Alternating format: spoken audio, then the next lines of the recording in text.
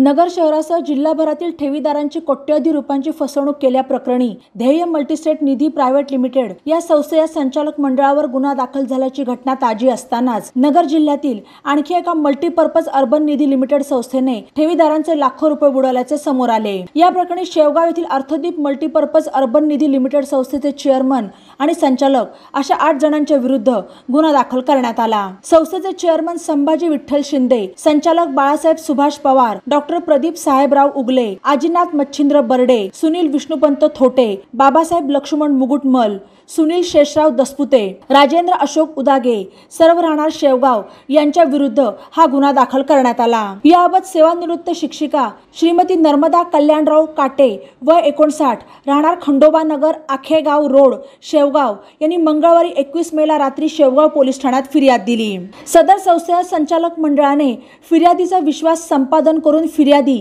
यांना त्यांच्या संस्थेमध्ये मुदत ठेव पावत्या करायला सांगून जास्त टक्केवारीवर परतावा देण्याचे आमिष दाखवून त्यांच्या संस्थेमध्ये पैसे गुंतवण्यास भाग पाडून फिर्यादीच्या पैशांचा अपहार केला आणि फिर्यादी यांनी गुंतवलेले पैसे अथवा त्याच्या व्याजापैकी एकही रक्कम परत न करता फसवणूक केली। याबाबत फिर्यादी काटे यांनी अप्पर पोलीस अधीक्षकांकडे तक्रार केली। त्या अर्जाच्या चौकशीनंतर अप्पर पोलीस अधीक्षक प्रशांत खैरे यांनी गुन्हा दाखल करण्याचे आदेश दिले। त्यानुसार चेअरमन आणि संचालकांवर भारतीय दंडविधान कलम 420, 406 सह महाराष्ट्र ठेवीदारांच्या हितसंबंधांचे संरक्षण अधिनियम अर्थात MPID 1999 चे कलम 3 नुसार गुन्हा दाखल करण्यात आला। या गुन्ह्याचा पुढील तपास पोलीस उपनिरीक्षक पवार करत आहेत।